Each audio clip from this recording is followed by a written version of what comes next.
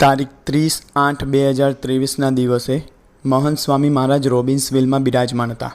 Science સભામાં રક્ષાબંધન નિમિત્તે આશીર્વાદ આપતા મહંત સ્વામી મહારાજ કહે, ભગવાનનો આશરો તો દ્રઢ હોવો જોઈએ, પછી રક્ષાની બધી વાત લાગુ પડે. ભગવાનનો આશરો જેટલો દ્રઢ એટલી તમારી રક્ષા થાય. ભગવાન આપણી રક્ષા કરે છે ખબર નથી પડતી, તપાસ કરે તો ખબર પડે. આ શ્વાસોશ્વાસ આપણે લઈ રહ્યા છીએ એ જ રક્ષા છે.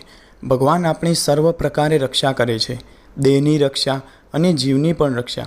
મહારાજ સ્વામી સિવાય માયાના સકંજાથી, ઇન્દ્રિયો અંતઃકરણના ગણથી કોઈ છોડાવી શકે નહીં. મહારાજની દયા થઈ ને આપણે બધા છૂટી ગયા, રક્ષા થઈ ગઈ. હવે ભગવાનનો દ્રઢ આશરો કરવો, ભગવાનને પકડી રાખવા. મહારાજ સિવાય બીજા કોઈનો આશરો ખપે નહીં. મહારાજ સ્વામી સિવાય કોઈ વિચાર જ ના આવે. મનમાં એવી દ્રઢતા કરી દે પછી એને ચિંતા જ ક્યાં રહી. ભગવાનને ખોળે જ બેસી ગયા કહેવાય. એટલે એ રીતે આપણે ધન્યતા અનુભવવી અને અલમસ્ત આનંદમાં રહેવું.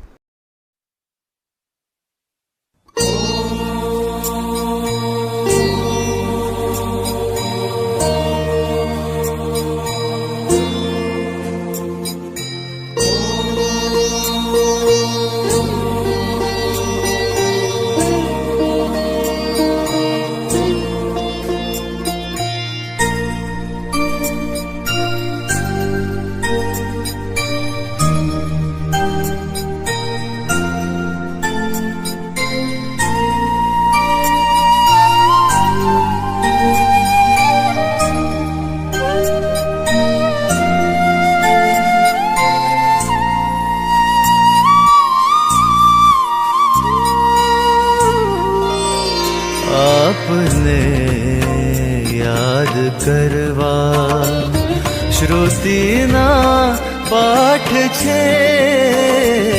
આપને યાદ કરવા શ્રુતિના પાઠ છે.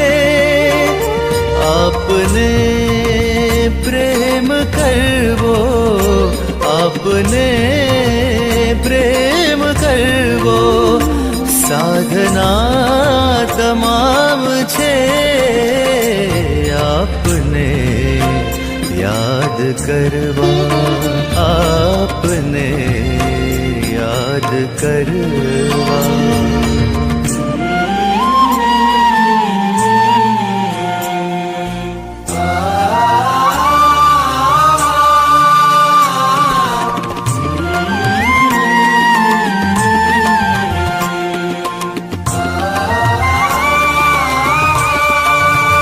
સઘળા યજ્ઞો તીર્થો મંત્રો ભેગા થઈને આપ બન્યા છો. સર્વે વ્રતનું તપને જપનું અનુષ્ઠાનનું આપ ફળ છો. અનુષ્ઠાનનું આપ ફળ છો. આપની દ્રષ્ટિ પડતા, આપની દ્રષ્ટિ પડતા સમાધિનો ઉજાસ છે. સમાધિનો ઉજાસ છે. આપને પ્રેમ કરવો, આપને પ્રેમ કરવો સાધના તમામ છે. આપને યાદ કરવા શ્રુતિના પાઠ છે.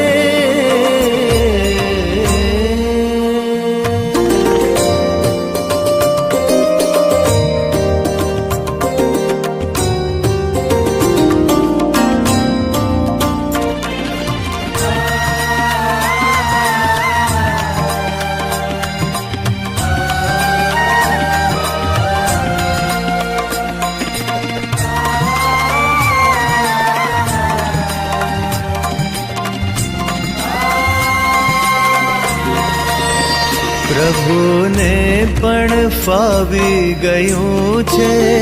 આપ દ્વારે વિચરવું, એટલે તો સોંપી દીધું છે કામ આપને મોક્ષનું, કામ આપને મોક્ષનું.